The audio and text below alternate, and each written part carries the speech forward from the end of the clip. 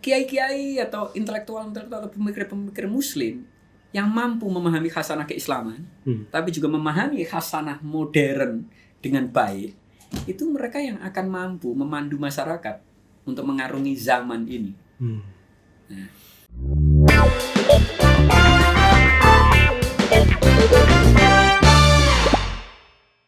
Halo teman-teman, ketemu lagi dengan saya Putut EA, Kepala Suku Mojo. Sore penuh berkah ini teman-teman, karena kantor Mojo didatangi oleh seorang kiai muda. Kiai Safik Ali. Halo bro. Halo, baik ya.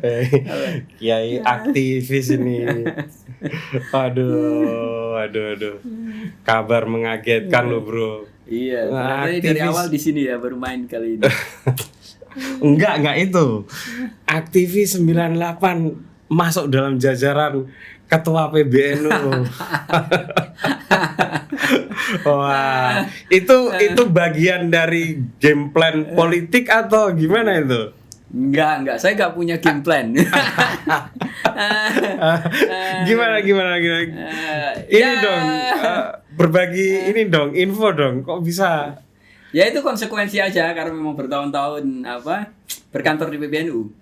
Saya udah berkantor di PBNU itu kan dari tahun 96. Awal ke Jakarta praktis kuliah, ya udah saya berkantor di PBNU karena ikut ngelola tabloid Warta NU waktu itu. Jadi kalau sekarang ya masuk ke pengurusan harian ya konsekuensi karena udah bertahun-tahun memang. Berarti orang lama di PBNU malah sebetulnya. Iya. Hah? Ya kayaknya termasuk orang yang paling lama itu berkantor di Keramat Raya 164. Berarti dulu selalu ngurus media ya? Ya. Oke, teman-teman, Mas Safik Ali ini selain seorang santri, tentu saja nanti kita akan ngobrolin latar belakang santrinya kalau ada yang meragukan ya. Terus aktivis 98 sangat terkenal lah, gengnya beda geng dengan saya.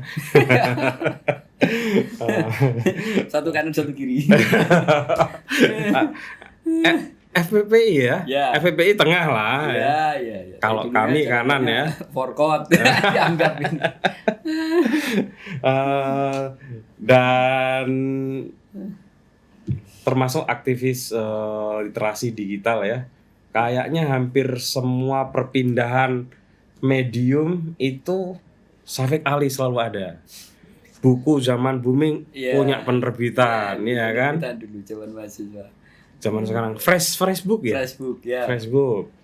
Kemarin juga penerbitannya sempat hidup lagi gara-gara ada menjerat Gus Dur. Itu bukan menghidupin permintaan. Karena yang nulis teman sendiri junior, kalau nggak ada penerbit yang berani menerbitkan ya kita terbitkan sendiri. Masa nggak ada yang berani? Buku Mojo ya pasti berani. Terus mendirikan islami.co kaosnya itu salah satu situs web yang mencoba menghadang takut salah gerakan Alhabisme gitu-gitu ya? Ya. Boleh dibilang itu nggak sih? Yang inilah, yang galak-galak itulah. Tapi bukan hanya itu kan? NU online juga ya? Ya. Kabeh mbok lakoni bro? Ya bukan kami dilakoni. Jadi kan ya dari kuliah kan memang aktifnya di pers mahasiswa kan. Sorry, kamu dulu itu aku sempat kuliah di YIN sebentar. Di UIN sini ya? Sunan Kalijaga. Aktifnya ya di pers mahasiswa Arena. Saya kira lebih banyak di Arena daripada kuliah. Jadi sejak masuk kampus lebih banyak aktif di pers mahasiswa, belajar nulis ketimbang kuliah memang. Jadi ketika ke Jakarta juga akhirnya membantu NU juga mengaktifkan medianya, tabloid Warta NU. Ya sempat waktu demo-demo sempat off lah. Sempat off beberapa lama karena situasinya lebih banyak di jalanan daripada berurusan sama buku, menulis atau edit. Tapi begitu selesai reformasi praktis kembali lagi ke NU. Waktu itu NU mau bikin portal. Jadi waktu itu ada Mas Abdul Munim DZ yang foundernya, saya hitungannya co-founder gitu ya. Nah, dibikinin website sama teman-teman UI. Nah kemudian ya udah waktu itu Mas Muin mama saya yang mengelola, bikin tim. Mas Munim waktu itu Pemret sekaligus direktur, saya wakilnya. Hmm. Nah, ya udah nyampe sekarang hitungannya karena memang ya internet makin ini toh makin luas dipakai orang, dan memang medium hari ini ya internet. Anda itu dari Kajen ya? Ya. Mondoknya dulu di Kajen, di Matolek. Kalau aslinya? Mbah Mahfud. Aslinya saya di Tayu, tetangga. Oh. Ya beda 3 kiloan. Iya, nggak jauh kalau Tayu. Ono ya wong Tayu ketua Iya. NU sekarang. Lo kan Mbah Sahal Mahfud. Oh iya. Mbah Bisri Samsuri itu orang Tayu. Lah, Mbah Bisri iya. Samsuri kan. Itu pendiri malah ya. Iya, Iya, Haji Bisri Samsuri. Itu mondok, ceritain dong bro. Kamu mondok sejak kecil? Ya, saya praktis madrasah di madrasah sendiri karena keluarga saya, Bapak Pak D mendirikan madrasah di Desa Pakis. Jadi Ibtidaiyah Sanawiyah di pondok sendiri, ngajinya dulu di Yanik Muhammadun. Yanik itu. Anda berarti darah biru NU ya? Ya enggak lah gitu. Jadi kayak kampung. Karena Bapak itu kiai kampung, lola masjid dan madrasah. Baru kemudian aliannya mondok di Matolek ya. Di Matolek Mbah Sahal Mahfud itu. Itu sampai aliyah? Ya, aliyah 3 tahun. Baru kemudian pindah ke Jogja. Enggak, saya sempat kuliah di institutnya NU di Jepara, yang kebetulan rektornya waktu itu Mbah Sahal Mahfud juga, karena itu baru berdiri, baru tahun kedua atau tahun ketiga. Saya karena nggak punya ijazah. Jadi Matolek itu kan nggak ikut ujian negara, nggak ikut kurikulum negara. Jadi lulus Matolek itu nggak punya ijazah negara, jadi nggak bisa kuliah. Jadi saya kuliah. Tapi aliyah kan itu? Ya. Tapi nggak ikut kurikulum negara, nggak ikut ujian negara, punya kurikulum sendiri. Jadi lulusan Matolek itu pada dasarnya nggak punya ijazah negeri, kayak Mas Ulil, Mas Imam Aziz itu saya kira nggak punya ijazah negeri itu dia. Oh, Mas Ulil dari situ ya? Iya, jadi kemungkinan bisa masuk ke kampus-kampus yang mensyaratkan ijazah negeri pasti ikut persamaan. Jadi kayak saya itu punya ijazah aliyah itu persamaan. Jadi selama 1 tahun baru ikut persamaan, punya ijazah negeri, baru kuliah di IAIN Jogja. Iya. Berarti Itulah. memang ikut persamaan? Iya, ikut persamaan. Enggak, sebelumnya kan di Jepara. Berapa tahun? Iya, itu cuma 3 bulan, nggak kerasan, nggak betah kuliah. Jadi cuma 3 bulan doang ya, 3-4 bulan lah. Ujian tengah semester udah nggak ikut gitu. Apa yang membuat Anda kemudian memutuskan hijrah ke Jogja? Kok tidak bener-bener fokus ada di pondok pesantren? Ya saya pengen menekuni ilmu yang lain, Bang. Waktu itu habis mondok, habis dari Kajen, dari Matolek sempat diskusi sama orang tua gitu. Ditanya lah gitu. Mau kuliah atau mau mondok Quran, waktu itu mau hafalin Quran, karena waktu saya di Kajen kan ngafalin Quran ya 1/4 lah, ngafalin sendiri karena ini. Nah, di situ. Jadi tapi nggak jadi, saya lebih tertarik. Saya main ke Jogja, terus saya kayaknya lebih menarik ya, dunia baru gitu. Saya daftar sendiri waktu itu, saya nggak bilang orang tua saya ke Jogja. Saya nyari informasi sendiri dari beberapa senior yang ini, kemudian saya ke Jogja, saya daftar. Saya tidur di Masjid IAIN Jogja itu. Iya. Itu tahun berapa ya? Tahun 93. 93. Iya, 93. Daftar, ya udah saya habis daftar baru saya cerita kalau saya dari Jogja, saya daftar IAIN. Ya udah. Jurusan apa, Bro? Syariah. Wah. Jurusannya juga ngeri. Ya karena kan dari pondok yang paling relevan jurusannya syariah. Enggak usuluddin dulu, Enggak. Ya karena dari kecil belum kenal filsafat. Oke. Ya, dari kecil hitungannya kan buku-buku saya lebih banyak bahasa Arab daripada bahasa Indonesia kan. Jadi hati-hati sama satu kali. Sekarang udah lupa sebagai besar. Hafalan Al-Qur'annya udah setengah loh. Tinggal setengah lagi. 1/4 ya. Oke. Terus kemudian aktif di Arena. Ya. Kok aneh ya, kemudian aktifnya di Persma. Ya, karena ya waktu itu saya kebetulan saya punya saudara, adik sepupu lah, yang udah kuliah di IAIN, dan dia ini penulis yang sangat produktif hitungannya. Arif Hakim, kalau mungkin pernah dengar. Yeah. Nah, itu penulis yang sangat produktif waktu itu, karena dia masih adik sepupu, tapi dia juga aktif di Arena. Saya main ke kos-kosannya dia, bukunya bukunya banyak gitu kan. Orang yang mungkin bukunya paling banyak yang pernah saya lihat gitu secara individu. Nah, kalau di Matole kan di perpustakaan ya, buku banyak, tapi ini individu. Saya mulai ya tertarik dengan dunia buku, kemudian masuk arena belajar nulis ya, membaca majalah-majalah yang ilmu sosial di situ. Itu di tahun 98 itu sudah hijrah ke Jakarta atau Oh belum? iya, hijrah. Saya hijrah ke Jakarta itu 96. Oh, 96 praktis sebelum seminggu atau 10 hari sebelum 27 Juli. Oh, kenapa waktu itu memutuskan untuk hijrah ke Jakarta? Ya saya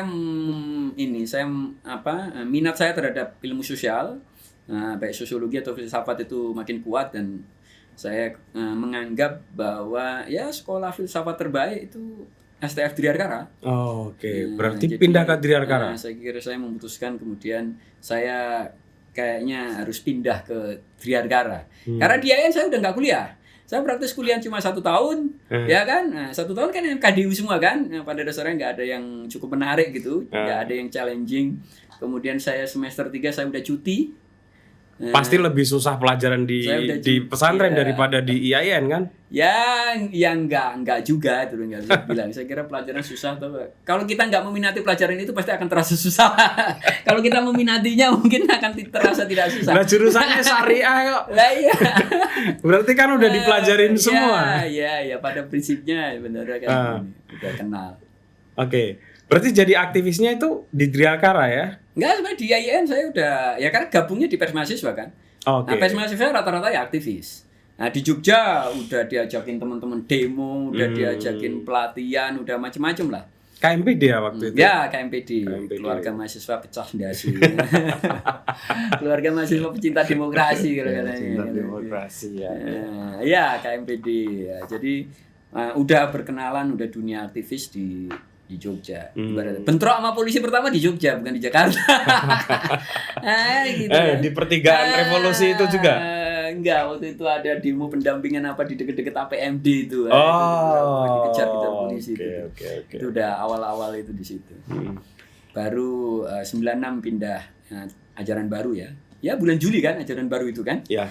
Pindah praktis ya udah terima di STF, pindah. Ya praktis seminggu atau 10 hari. Terus ikut 27 Juli Kuda Tuli itu. Oke. Nah, langsung ke satu babak selanjutnya ya. Ketika Gus Dur menjadi presiden, di mana Syafiq Ali? Ya saya masih berkumpul dengan teman-teman mantan aktivis 98. Yaitu kan praktis kan transisi kan habis pemilu.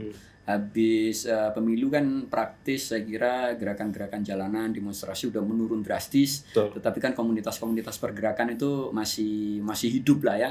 Semangatnya masih ini, jadi masih banyak berkumpul. Saya aktif di FPI sama ya banyak berhubungan sama teman-teman yang. Tapi Anda nggak masuk PKB? Enggak. Kenapa? Saya kayaknya belum pernah tertarik atau berpikir untuk masuk partai sejak dari zaman dulu. Ya. Tapi pendukung garis keras Gus Dur. Ya orang lain yang bilang garis keras atau tidak kan. Pokoknya kan Gus Dur ketua NU dan Gus Dur salah satu orang ya intelektual NU atau pemimpin NU yang banyak mempengaruhi saya dan saya kira generasi angkatan saya ya. Saya kira. Jadi ya jelas saya kira kita berada dalam posisi yang sama atau memang mendukung Gus Dur karena kita percaya ya Gus Dur komitmennya sangat kuat terhadap demokrasi, komitmennya sangat kuat terhadap kebangsaan, dan beliau memang ya intelektual muslim, keturunan pendiri NU. Setelah Gus Dur, apakah ada sosok lain dari kaum Nahdien yang menginspirasi Anda? Kalau dikatakan menginspirasi mungkin tidak ada ya yang sekuat Gus Dur. Tapi saya banyak bersentuhan dengan adik bungsunya Gus Dur yang sangat eksentrik yaitu Gus Im. Saya pada dasarnya lebih banyak bersentuhan sama Gus Im daripada sama Gus Dur. Lebih banyak ngobrol sama Gus Im daripada sama Gus Dur. Lebih banyak menghabiskan waktu sama Gus Im dan sama Gus Dur. Dan Gus Im ya sosok yang mungkin memang lebih dekat dengan dunia saya karena dia juga orang jalanan. Dia juga bisa disebut sebagai aktivis karena memang mendukung anak-anak mahasiswa atau aktivis pro demokrasi pada zaman Orde Baru, selalu terlibat di belakang dan seterusnya. Secara diskursus juga lebih dekat gitu. Jadi saya lebih banyak pada dasarnya bersentuhan sama Gus Im. Jadi mungkin orang setelah Gus Dur yang relatif mempengaruhi mungkin pengetahuan saya, cara berpikir saya, atau nyali saya gitu, mungkin ya Gus Im. Oke. Bro, kamu kan lama di jalanan ya? Lama di jalanan, terus ya walaupun pernah menjadi anak IAIN gitu ya, tapi juga kuliah di Bhiayarkara gitu. Tentu itu akan mempengaruhi banyak pemikiran Anda gitu. Tapi kenapa kemudian, maaf ya, balik lagi ke NU, ke organisasi tradisional yang Anda ya itulah dekat uniknya gitu. NU ini kan kayak rumah gitu kan. Jadi sejauh-jauhnya pergi tuh gitu mungkin balik juga di situ. NU sebuah organisasi yang ekosistem sosialnya udah tercipta sedemikian rupa, di mana-mana kita akan ketemu teman sesama NU gitu kan. Dan NU pada dasarnya concernnya kan juga luas. NU sebagai organisasi keagamaan, concernnya bukan hanya mengembangkan pesantren atau madrasah, bukan hanya pengembangan pendidikan Islam, tapi juga punya concern besar terhadap demokrasi, apalagi eranya Gus Dur. Jadi pada dasarnya saya balik ke NU, ya mungkin nggak balik juga, karena mungkin hampir sepanjang sejarah dewasa saya di NU. Saya ada di jalanan kan tidak lama-lama amat. Ya periode 97 atau 96 nyampe kurang lebih 2001.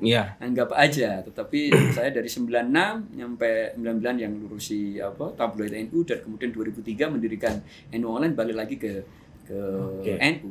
Biasanya ya, ketika sudah menjadi aktivis jalanan gitu ya, dapat berbagai pemikiran, aktifnya di organisasi juga, organisasi ekstra parlementer gitu ya.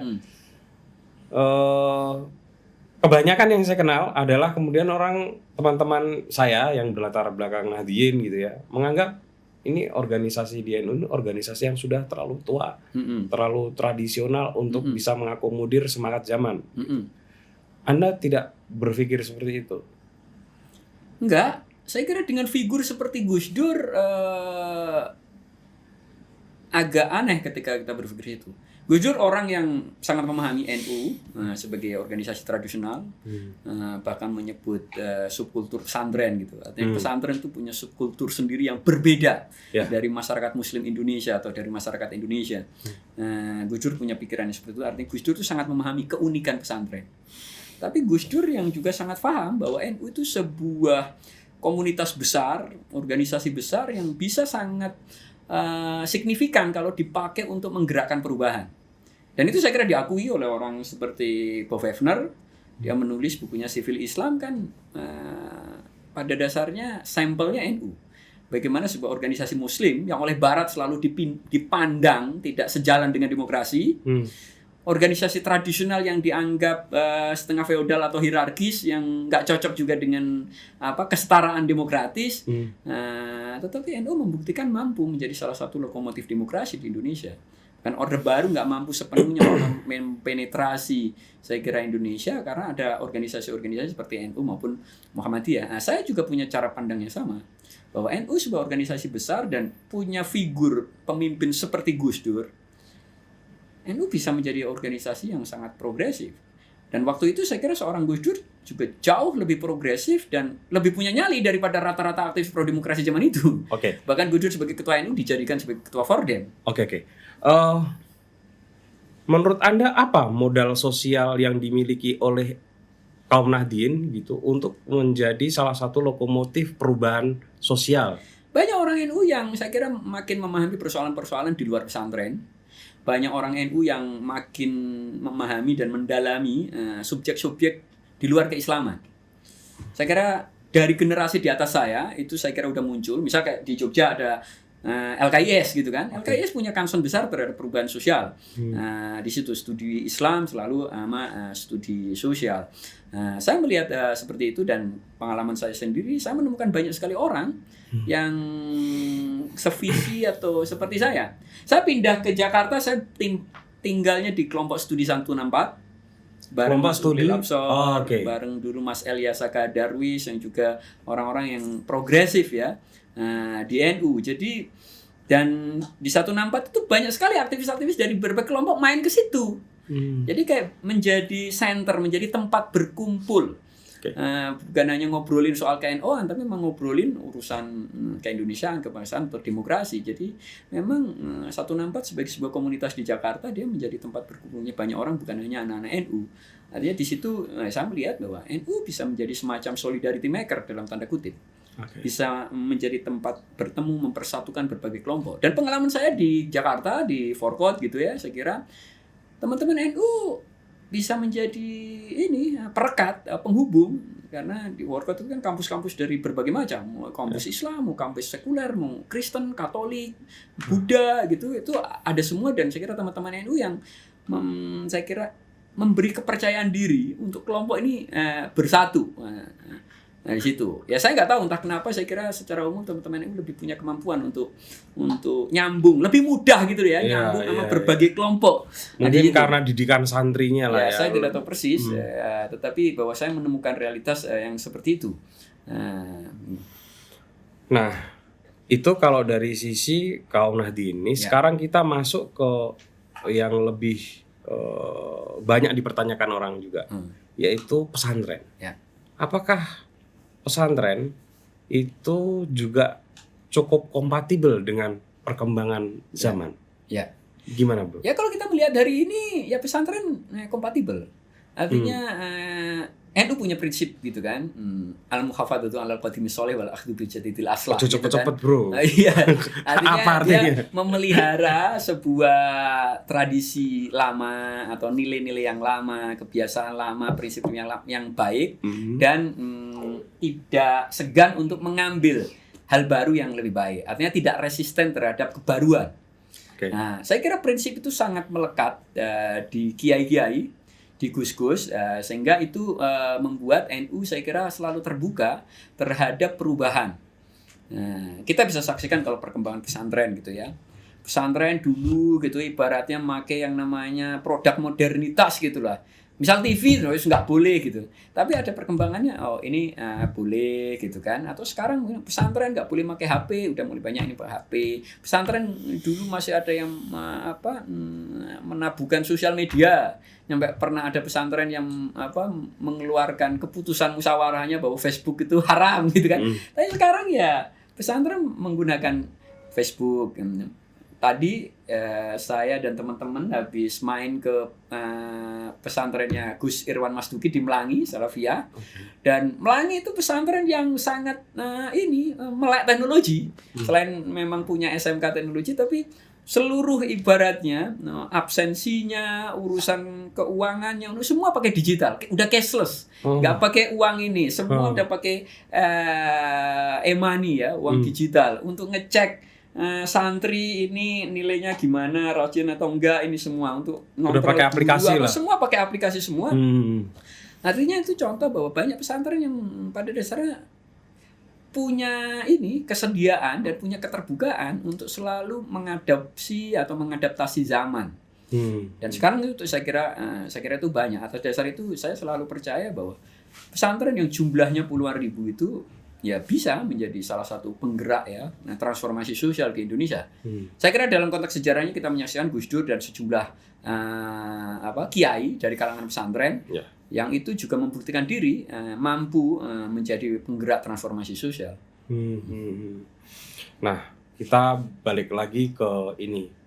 Kok bisa ceritanya ini, sebagai teman ini pengen tahu nih ceritanya kenapa bisa masuk ke struktur pengurus PBNU yang sekarang? Ya karena ya tadi dari dulu saya berkantor di PBNU. Ya tadi saya termasuk orang yang mungkin ini. Kalau di yang pengurus lama masuk nggak? Kalau masa karena saya direktur NU Online, saya sekretaris Departemen Komunikasinya NU LTN. Nah, jadi dari periode sebelumnya saya selalu pengurus LTN. LTN itu Lembaga Ta'lif Nasr, itu Departemen Kominfo-nya NU lah. Nah, itu saya selalu pengurus lembaga dari dulu. Dari dulu nyampe ini praktis. Berarti tak tergantikan posisi Syafiq Ali di situ ya? Ya tergantikan kan geser-geser, tapi tetap ada di lembaga. Sekarang posisinya sebagai apa nih? Kalau ya ketua, salah satu ketua harian. Tapi juga yang membidani media dan hukum gitu. Membidani media? Ya media, pendidikan, hukum, ya politik. Oke. Apa yang dijadikan program unggulan nih sekarang oleh Mas Safik? Kalau saya concernnya memang bagaimana memanfaatkan teknologi untuk bisa mempercepat gitu kan tujuan-tujuan NU. NU sekarang punya prioritas kayak Gus Yahya ya punya prioritas bagaimana NU itu punya peran yang lebih besar dalam konteks internasional karena memang Gus Yahya meyakini pendirian NU itu pada dasarnya untuk peran internasional juga seiring runtuhnya Turki Utsmani. Jadi Gus Yahya secara banyak orang NU memahami bahwa berdirinya NU itu karena berkuasanya Ibnu Saud yang Wahabi di Saudi. Sehingga Komite Hijaz itu dikirim untuk menegosiasikan itu. Tetapi Gus Yahya memahami bahwa pendirian NU itu bukan semata untuk itu, tapi terutama memang bahwa setelah runtuhnya Turki Utsmani ada kevakuman kekuasaan politik di dunia Islam. Dulu Turki Utsmani itu apapun keputusan-keputusan selalu merujuk ke sana. Ibarat keputusan kapan lebaran, kapan puasa itu juga merujuknya Turki Utsmani. Karena dia sebuah kekuasaan yang legitimate di mata orang Islam pada zaman itu. Kerajaan-kerajaan Islam di Indonesia juga dianggap berkiblatnya di sana. Dan Gus Yahya menganggap setelah runtuhnya Turki Utsmani banyak belahan dunia Islam kehilangan kiblat. Akhirnya NU didirikan untuk menjadi kiblat buat Muslim. Kiblat baru di Nusantara. Karena nggak ada kevakuman. Karena ketika para muassis NU itu ke Timur Tengah, terutama ke Arab, ya menganggap bahwa kayaknya di Arab kekuasaannya udah beda-beda. Antara di Arab Saudi, di Yaman, di Jordan, udah beda-beda. Muslim di Nusantara harus berkiblat kemana? Dan kita nggak bisa berkiblat ke Saudi, dianggap diputuskannya, apalagi Wahabi. Dan akhirnya kan itu juga yang dianggap, menurut tafsiran Gus Yahya, itu yang menyemangati para pendiri NU untuk mendirikan NU. Nah, tetapi ini non politik. Nah, jadi ini satu-satunya sebuah kekuatan sosial ya, yang diproyeksikan untuk menjadi kiblat umat Islam, tetapi tidak berpretensi punya kekuasaan politik. Selain memang konteksnya waktu itu di Indonesia masih dikuasai oleh Belanda. Ya, kalau Timur Tengah kan umumnya dijajah oleh Inggris, sudah pecah, kemudian suku-suku ini mendirikan kerajaan-kerajaan sendiri yang menjadi kekuasaan-kekuasaan di Timur Tengah hari ini. Nah, Gus Yahya memahami seperti itu. Jadi salah satu prioritasnya adalah bagaimana menaikkan peran internasional NU. Karena logonya aja NU itu kan bola dunia gitu. Artinya bola dunia bukan peta Indonesia, karena Indonesia waktu itu belum ada. Bukan peta Nusantara juga. Bola dunia dengan tali yang longgar. Dari pembacaan itu Gus Yahya merasa bahwa NU memang harus berperan dalam dunia internasional, ya, terutama dunia Muslim. Nah, dan sekarang itu momentumnya karena juga banyak konflik di dunia Muslim, tapi juga bukan di luar Muslim juga banyak punya masalah dengan yang dari Muslim. Itu yang kedua juga Gus Yahya pengen mendorong agar NU secara organisasi lebih mandiri. Mungkin NU selama ini dianggap mandiri, pesantren-pesantren itu mandiri, apalagi zaman Orde Baru kan NU itu dimarginalisasi oleh Pak Harto sehingga nggak pernah namanya dapat uang negara atau dibantu oleh negara apa-apa gitu kan, kecuali yang masuk Golkar gitu kan gitu. Ada kan sejumlah NU yang tubuh NU yang masuk Golkar, kecuali itu mayoritas ya kan enggak. Artinya NU mungkin mandiri tapi tidak cukup kokoh. Ya, organisasi dalam konteks menopang tujuan-tujuan organisasi, jalan organisasi ya. Salah satu agendanya juga mendorong kemandirian di level ekonomi.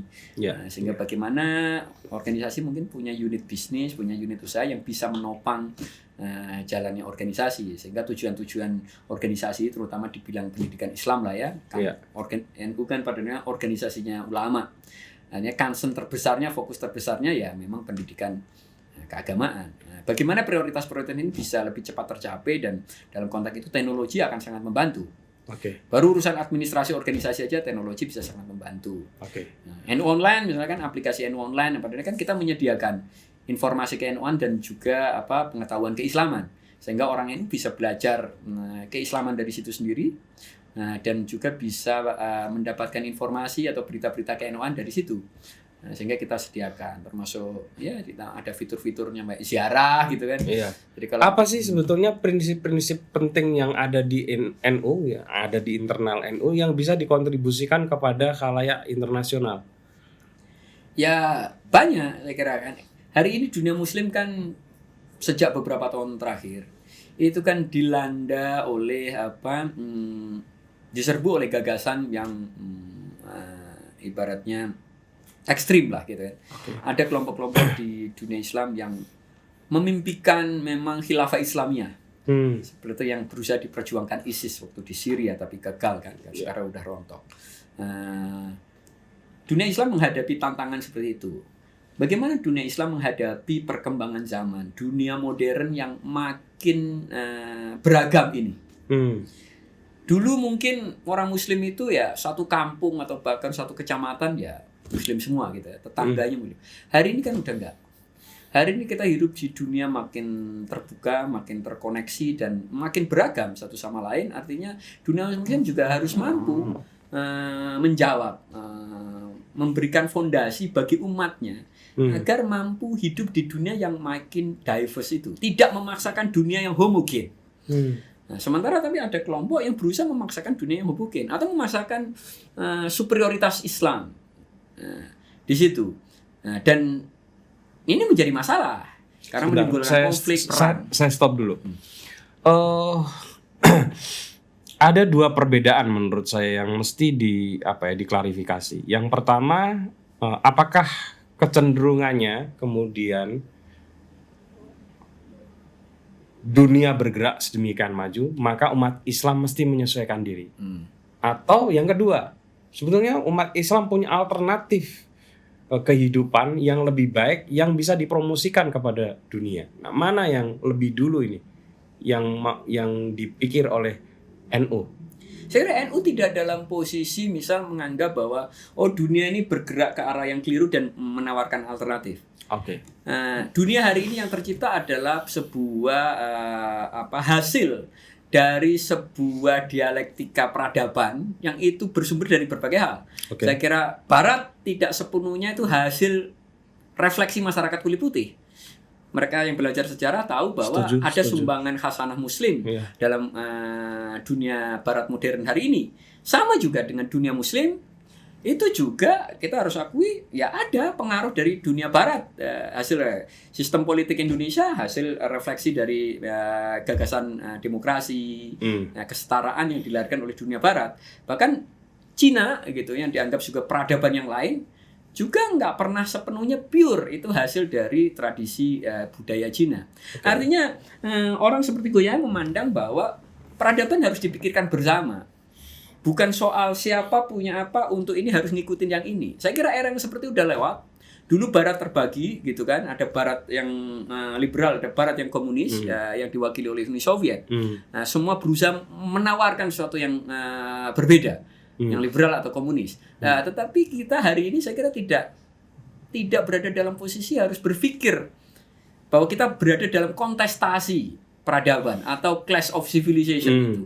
Kita justru dengan dunia yang makin terkoneksi hari ini oleh internet, kita bisa terbang kapan aja ke negara mana aja, beberapa negara udah nggak perlu visa dan seterusnya. Kita berpikir bumi kita cuma satu dan penduduknya di sudut sini, di bagian sini makin terhubung satu sama lain. Kita harus memikir membangun sebuah peradaban yang memang bisa dihidupi, bisa dikampanyekan menjadi dasar untuk hidup bersama. Semua bisa menyumbang di situ. Islam bisa menyumbang, Kristen bisa menyumbang, Barat bisa menyumbang, Timur bisa menyumbang. Nah, itu saya kira yang harus didiskusikan. Jadi tidak dalam posisi bahwa NU atau Muslim menawarkan sebuah alternatif dari kehidupan misal Barat atau Barat.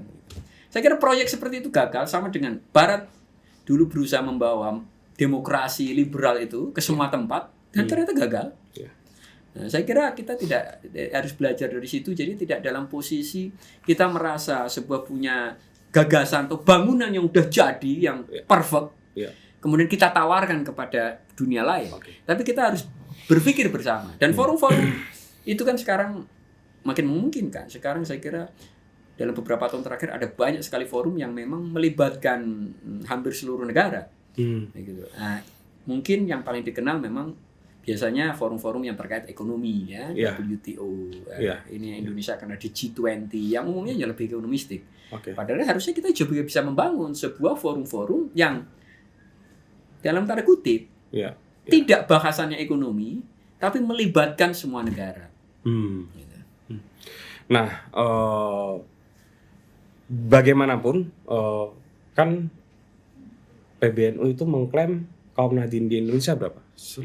Lebih dari separuh Ya, berdasar survei. Pada dasarnya PBNU mengklaim karena ada survei yang menyebutkan begitu. Iya. Dan itu banyak sekali ya. Makanya dalam salah satu joke-nya ya mestinya uang untuk PBNU itu separohnya inilah apa tuh? Ya sekian ratus atau sekian ribu triliun lah gitu ya. Itu karena orang NU separuh dari Indonesia. Oke.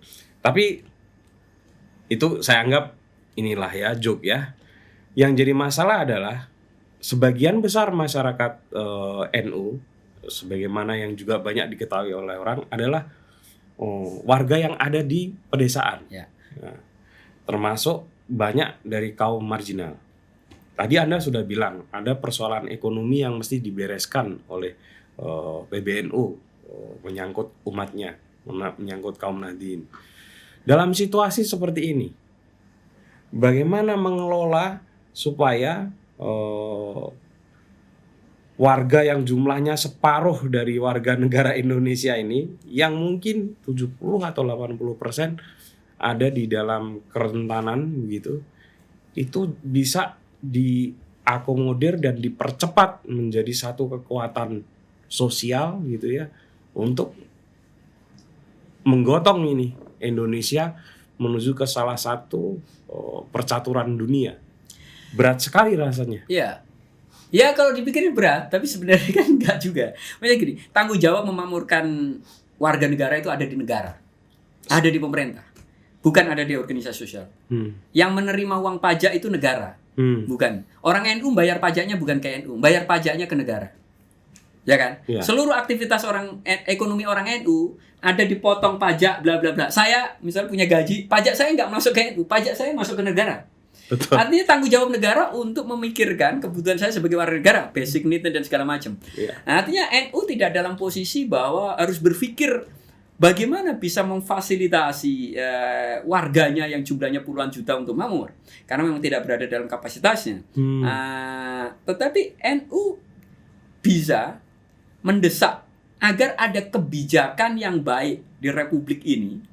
Karena kalau ada kebijakan yang baik dan kemudian itu berpihak pada mereka yang lemah, otomatis yang mendapatkan manfaat dari kebijakan yang memihak yang lemah itu otomatis sebagian besar warga NU. Nah, itu yang berusaha diperjuangkan NU. Di situ tidak berpikir bahwa warga kita banyak gimana mikirinnya. Artinya tidak selalu bahwa kita harus menciptakan unit-unit ekonomi, unit bisnis. Tadi yang saya ceritakan bahwa NU bangun unit bisnis konteksnya untuk agar organisasinya bisa mandiri.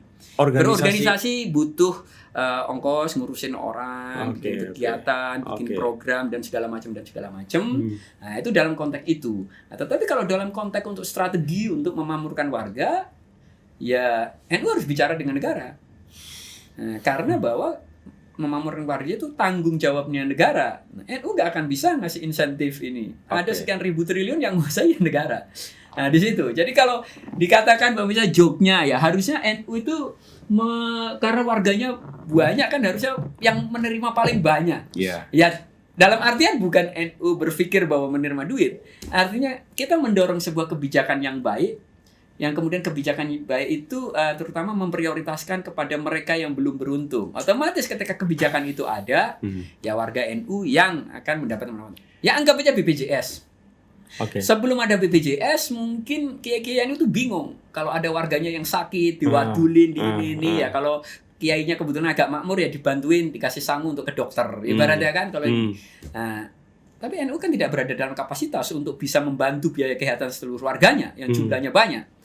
Nah, tetapi ketika ada BPJS banyak problem kesehatan warga NU terpecahkan. Artinya berkaca pada kasus misal BPJS, ya NU mendorong agar ada kebijakan yang memang berpihak pada warga. Artinya itu sebuah langkah-langkah politik. Ya itu juga yang mungkin menjelaskan kenapa NU tidak pernah sepenuhnya jauh dari pemerintah pada dasarnya sejak jatuhnya Orde Baru, tapi juga menjaga jarak untuk tidak menjadi kesannya sangat dekat. Ini karena memang entitasnya pada NU Civil Society yang di tingkat tertentu dibutuhkan untuk bersuara ketika ada abuse di level negara. Tapi ngomong-ngomong, kenapa sih dulu itu sejarahnya kok tiba-tiba NU dapat gerbong-gerbong mayoritas yang tidak sejahtera secara ekonomi? Ya, saya kira sejak awal kan memang pesantren itu lahir di pedesaan, di Jombang gitu kan, di Buntet Cirebon atau di Termas Pacitan. Itu kan memang kiai-kiai itu lahir berasal dari kalangan-kalangan yang rural, yang agrarian. Nah, di situ yang zaman penjajahan memang ya relatif miskin dan bukan penikmat dari politik etis zaman Belanda. Kalau kita lihat ya buku sejarah sangat sedikit saya kira pemimpin tokoh-tokoh NU yang menikmati pendidikan Belanda. Di situ. Jadi NU membangun sebuah infrastruktur pendidikannya sendiri yang umumnya berbasis di pedesaan. Yang pedesaan itu memang ya ekonominya relatif pas-pasan. Sehingga ketika Indonesia merdeka juga tetap bahwa mengakselerasi ini menjadi susah. Itu satu pertama. Yang kedua memang ya NU pada saat di awal-awal memang concern utamanya memang pendidikan keagamaan. Tokoh-tokoh NU adalah lulusan sarjana-sarjana studi keagamaan. Sehingga tidak cukup ahli untuk mengembangkan di sektor-sektor lain. Dalam konteks pendidikan keagamaan, NU luar biasa, punya puluhan ribu pesantren dan madrasah, punya puluhan ribu masjid. Saya menjadi organisasi muslim paling besar, bukan hanya di Indonesia, tapi saya kira di dunia. Tetapi mungkin di sektor lain NU tertinggal. Karena memang umumnya yang dimiliki adalah sarjana keislaman, yang dari pesantren, dari segala macam. Sementara kelompok-kelompok sosial yang lain di Indonesia, relatif mereka memang concern utamanya punya pendidikan keagamaan. Nah, bukan pendidikan keislaman. Sementara kan penggerak sejarah itu kan sektor-sektor yang mungkin ekonomi dan segala macam. Nah, akhirnya memang ada realitas NU tertinggal. Apalagi zaman Pak Harto, NU dianggap kekuatan politik yang dalam tanda kutip patut diwaspadai dengan anggota yang banyak seperti itu. Makanya Pak Harto bikin kebijakan untuk depolitisasi secara umum pada dasarnya. Salah satu korban depolitisasinya ya NU. Partai difusikan gitu kan menjadi 73, 74, hanya menjadi 3 partai udah dibubarin sama Pak Harto. Kemudian NU-nya dimarginalisasi. Namanya dimarginalisasi kan ya udah nggak diprioritaskan untuk tersentuh program pemerintah. Nah, jadi NU pada zaman Orde Baru PR-nya adalah urusannya bagaimana survive. Bagaimana menjaga network akan tetap survive. Tetapi saya kira sejak reformasi saya kira ada mobilitas vertikal yang luar biasa di NU. Hari ini mungkin NU nggak bisa dibilang sebagai kelompok marginal menurut saya. Hari ini saya kira anggota NU yang mungkin berada dalam garis kemiskinan saya kira angkanya dikit. Di situ. Saya tidak tahu persis, saya nggak punya datanya. Jawa Timur yang notabene basisnya NU itu angka kemiskinannya masih relatif tinggi. Jawa Tengah juga lumayan, tetapi saya tidak punya data persis. Dari yang warga Jawa Timur yang berada di bawah garis kemiskinan, itu adalah warga yang NU yang santri atau yang abangan. Gitu. Karena kalau saya periksa misal di lingkungan saya, di kampung, relatif keluarga-keluarga yang santri dalam tanda kutip, santri itu artinya sebenarnya lumayan educated ya, walaupun dia di pesantren. Dia belajar ilmu mantek, belajar logika, belajar bernalar dengan benar, critical thinking. Saya melihat secara umum yang santri-santri itu ya ekonominya lumayan lah, nggak di bawah garis kemiskinan. Kalau berdasarkan kamu saya kira yang di bawah garis kemiskinan mungkin lebih banyak yang abangan, bukan yang santri. Nah, di situ makanya saya merasa sejak reformasi NU nggak bisa lagi dibilang kelompok marginal, mobilitas vertikal udah demikian luar biasa. Anak-anak NU yang kuliah nyampe S2, nyampe S3 udah banyak sekali. Keluarga-keluarga NU yang relatif mapan gitu ya. Kalau zaman saya itu untuk kuliah itu yang punya motor itu bisa dihitung dengan jari gitu ya, teman-teman saya yang NU. Hari ini udah banyak sekali gitu kan. Artinya saya kira dalam 20 tahun terakhir saya kira udah ada perubahan yang signifikan di NU karena memang NU salah satu penikmat mungkin distribusi ekonomi yang lahir sejak sentralisasi Orde Baru itu rontok. Kalau kita ngomongin tadi itu beberapa poin terakhir obrolan kita, bukankah itu justru menunjukkan sebaiknya NU dalam hal ini adalah PBNU memang seharusnya justru mempunyai kekuatan politik. Tapi kenapa di kepengurusan sekarang seolah-olah justru PBNU pengen menjauh dari politik praksis? Ya karena memang tujuannya berbeda. Nah, satu, istilah Gus Yahya bahwa tanggung jawab terbesar NU kan memang urusan kehidupan keagamaan, memastikan ini, dan riayatul ummah.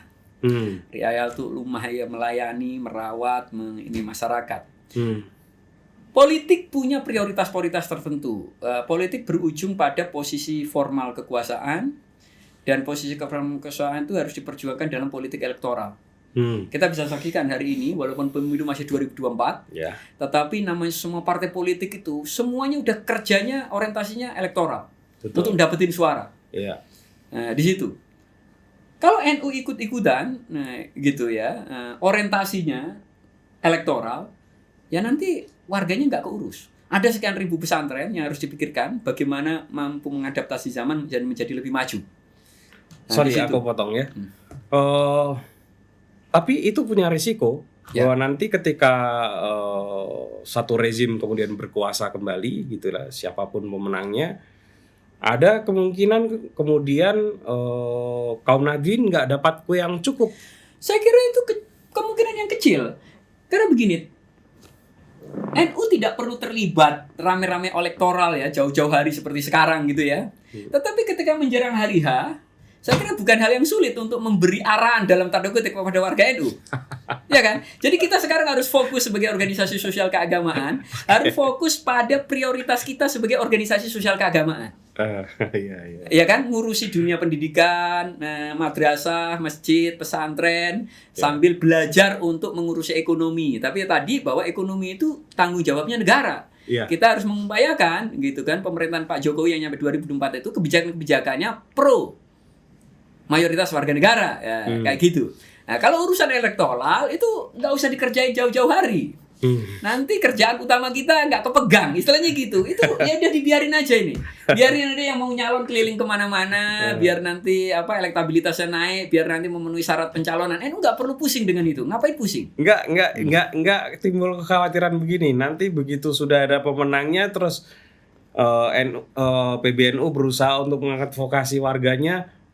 Kamu dulu nggak membantu kami? Ya, saya kira untuk menjadi pemenang, saya kira banyak pihak sadar untuk berbicara dengan NU.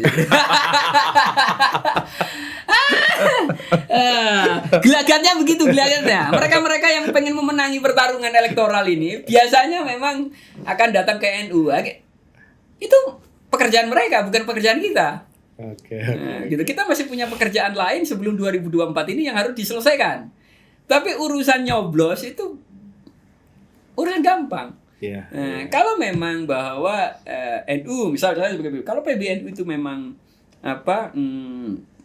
dianggap legitimate, dipercaya warganya untuk memberi arahan politik di situ, ya itu bisa cuma 1 bulan, 2 bulan, 3 bulan sebelum pemilu aja udah bisa melakukannya. Nggak perlu kita ikut-ikutan mengerahkan energi untuk kerja-kerja perolehan suara. Balik lagi deh ke soal pengurus PBNU yang sekarang. Begitu nyaring gaungnya untuk menghidupkan lagi pemikiran Gus Dur. Mohon maaf, seberapa istimewanya pemikiran Gus Dur sehingga mesti sebuah organisasi keagamaan terbesar di Indonesia kemudian perlu untuk secara fokus meneruskan tradisi pemikiran Gus Dur? Gus Dur pemimpin dan sekaligus pemikir yang saya kira paling awal menyadari bahwa ada ketegangan-ketegangan antara nilai-nilai Islam dengan nilai-nilai modern, termasuk demokrasi. Ini produk modernitas. Gus Dur adalah salah satu orang yang menyadari pentingnya itu, dan itu yang akan dihadapi orang NU. Sebelum kiai-kiai menyadari urusan Islam dan Pancasila, Gus Dur udah bicara itu. Dulu-dulu kiai nggak ada yang ngomongin urusan Pancasila, demokrasi, nggak ada. Kiai urusannya ngaji kitab kuning, ngajari mau kitab kuning dengan beragam tradisi, mau itu tafsir, fikih, hadis, ya kan, tarikh dan seterusnya dan seterusnya. Gus Dur yang menyadari awal. Dan sekarang bahwa kiai-kiai atau intelektual atau pemikir-pemikir Muslim yang mampu memahami khasanah keislaman, tapi juga memahami khasanah modern dengan baik, itu mereka yang akan mampu memandu masyarakat untuk mengarungi zaman ini. Nah, tanpa harus kehilangan akar historisnya. Gus Dur punya gagasan tentang pribumisasi Islam. Di situ beliau berpikir justru dengan itu Islam itu pada dasarnya memang bisa berakar kuat. Karena nggak berusaha membawa sesuatu yang kesannya asing dari luar ditancapkan prek. Nah, di situ. Tapi Gus Dur juga banyak berbicara tentang demokrasi sebagai ketua Fordem. Nah, hari ini ada banyak sekali kiai-kiai NU yang baru memahami itu.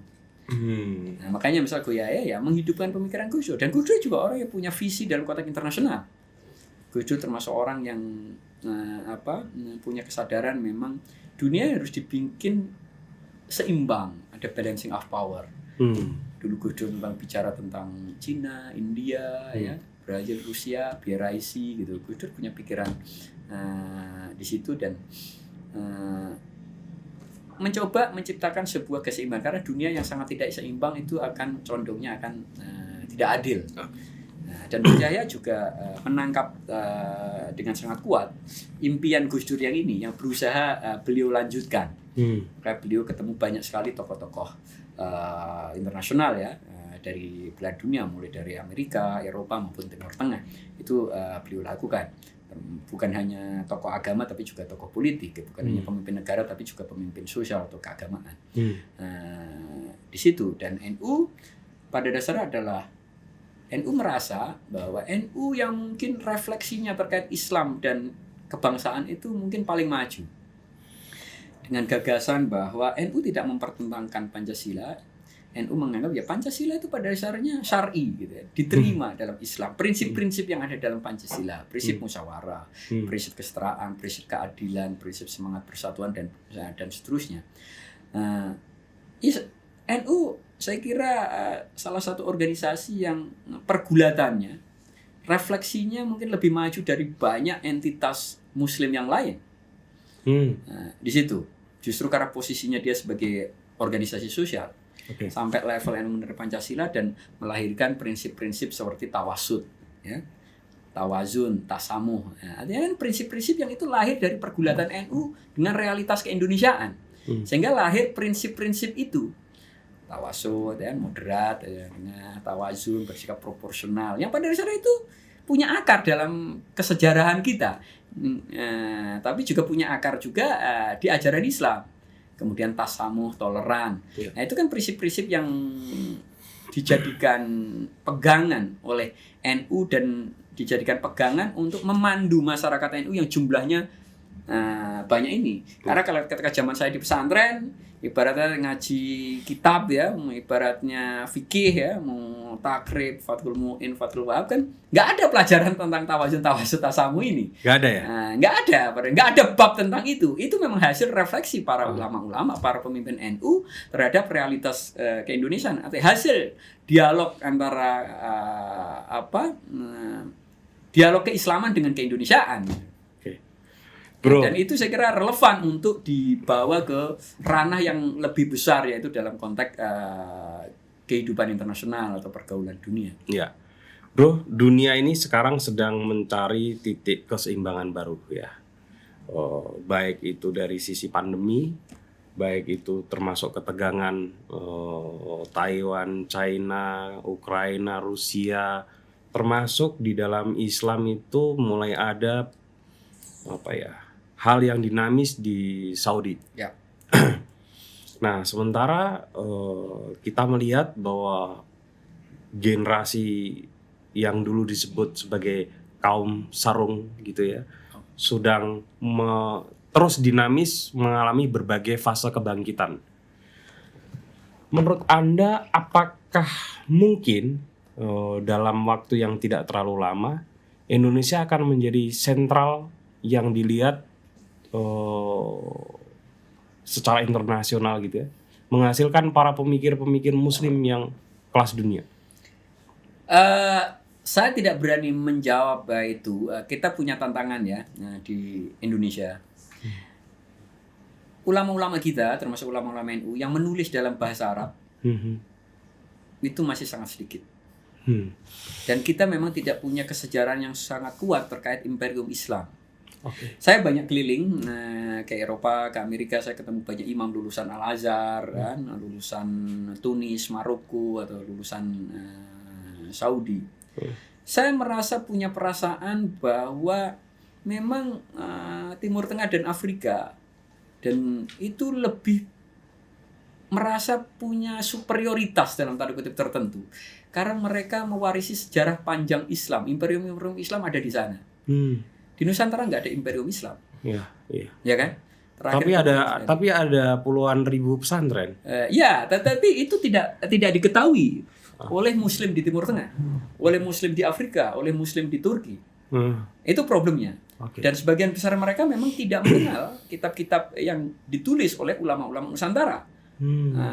Walaupun kita kenal Syekh Mahfud Termas, Nawawi Al-Bantani, ya, tetapi mayoritasnya tidak mengenal. Dan ulama-ulama kita yang hari ini itu memang sangat sedikit yang mampu berbicara terhadap publik Muslim di Timur Tengah, di Afrika maupun di Turki atau Eropa. Nah itu ada tantangan besar buat Muslim Indonesia atau khususnya NU, saya kira atau Muhammadiyah juga, untuk benar-benar mampu dalam tanda kutip mengambil kepemimpinan dunia Islam.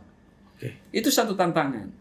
Kita dianggap tidak punya legitimasi historis untuk itu. Saya merasakan itu karena saya ketemu dengan. Tapi kalau dari sisi basic keilmuan sebetulnya gimana? Ya, kalau basic keilmuan, saya kira di NU memang banyak sekali ahli fikih. Ya, misal beberapa waktu lalu ada salah satu Syekh Al-Azhar yang ke Indonesia bersentuhan dengan sejumlah kiai NU, kiai gitu kan, kiai Afifuddin. Itu saya kira kiai itu sangat memahami dan mengetahui bahwa kiai NU itu juga menulis kitab dalam bahasa Arab. Nantinya baru tahu. Dan berbincang itu mengaku keilmuannya.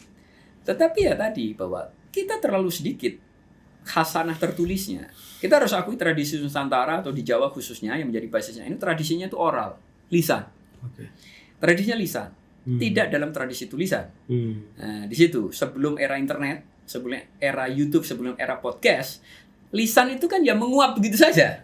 Kan kita nyampe mengenal ungkapan apa yang tertulis itu akan abadi sementara yang terucap akan berlalu bersama angin gitu loh. Nah, tradisi kita itu oral, lisan, sehingga itu kemampuannya untuk menjangkau belahan dunia lain itu sangat terbatas. Untuk menjangkau Timur Tengah, untuk menjangkau Afrika, menjangkau Eropa itu sangat terbatas. Sementara ya seluruh kitab bahkan yang dipelajari di pesantren, mayoritas kan bukan karya ulama Nusantara. Di situ. Al-Azhar itu universitas paling tua, bukan hanya di Islam, tapi paling tua di dunia. Mereka punya sejarah panjang. Kita hari ini nggak punya universitas yang kalibernya internasional. Jadi kalau mau mengatakan kita pengen gitu, menampilkan diri atau merebut kepemimpinan gagasan di level internasional, PR-nya masih banyak.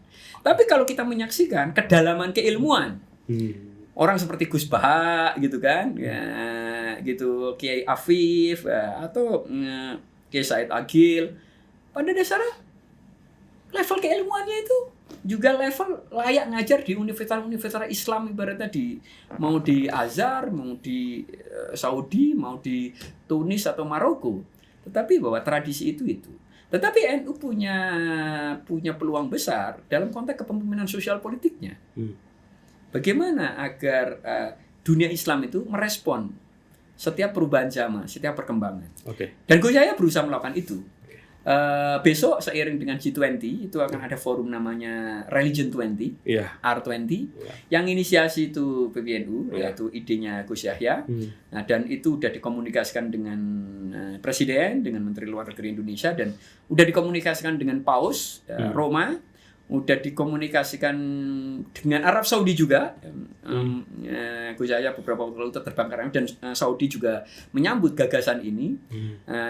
Agustus ini kalau nggak salah Gus Yahya juga akan mungkin ke Al-Azhar untuk ketemu Grand Sheikh, dan udah mengkomunikasikan dengan figur lain dari agama lain selain Paus, yaitu ketemu dengan Dubes India untuk dikomunikasikan ini. Artinya NU berusaha menginisiasi sebuah forum, sebuah pertemuan, sebuah perjumpaan yang melibatkan tokoh-tokoh agama.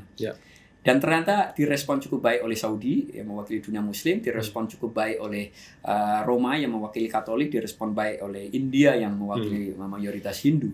Nah, ini masih ada beberapa, misal Brazil atau Eropa dan Amerika juga akan dikomunikasikan. Artinya itu salah satu ikhtiar NU untuk menginisiasi, mencari jalan keluar atas problem-problem yang dihadapi dunia.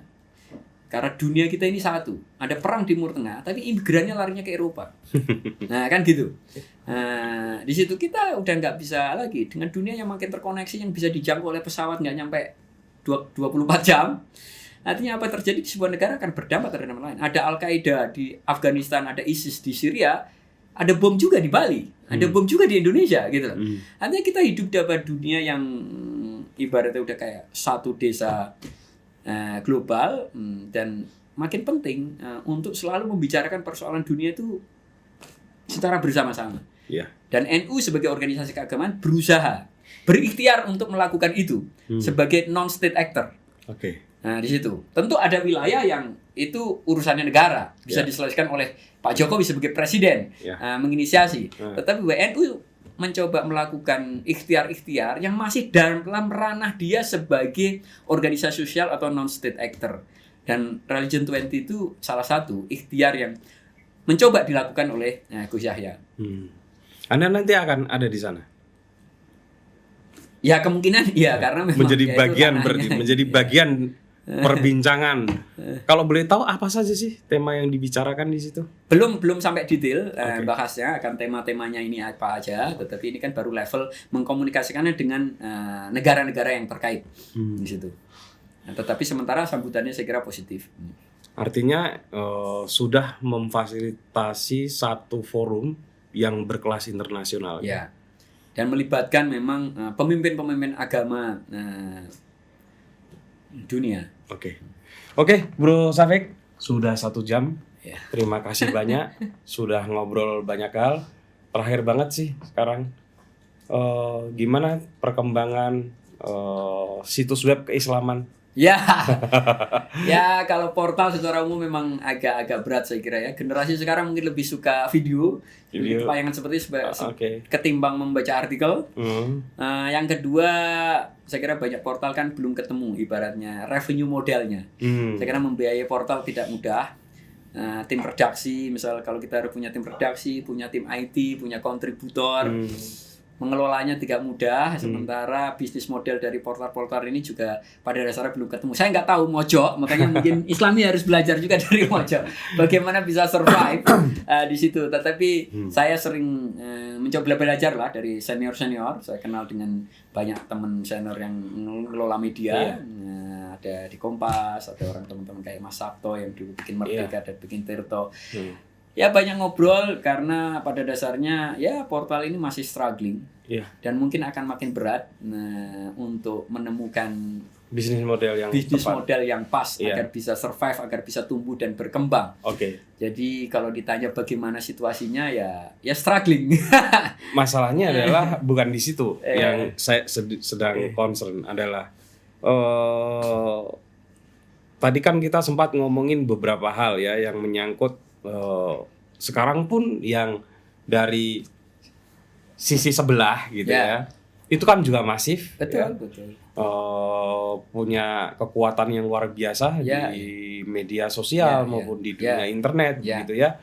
Sementara kalau orang-orang seperti Anda gitu ya terpontal-pontal untuk mengurus itu lalu wacana yang tadi sempat kita omongin gitu ya bisa jadi tidak akan mudah untuk kemudian terjadi karena kesadaran masyarakatnya kemudian lebih fokus pada hal-hal yang bahwa Islam itu tidak perlu maju, tidak perlu dinamis karena apa-apa sedikit serba haram, ya kan? Urusannya hanya dengan surga dan neraka, dunia itu tidak terlalu penting dan lain sebagainya.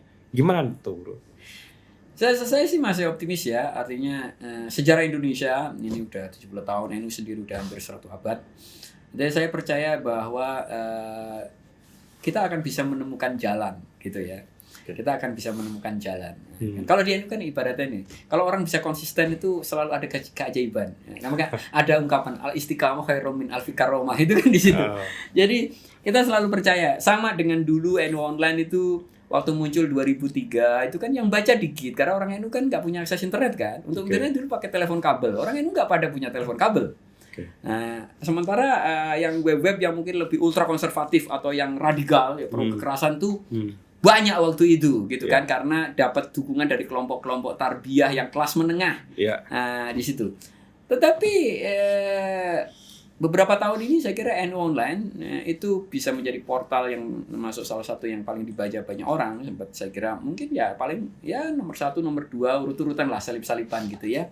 NU online selalu bisa mempertahankan posisi menjadi website keislaman yang paling banyak dibaca orang.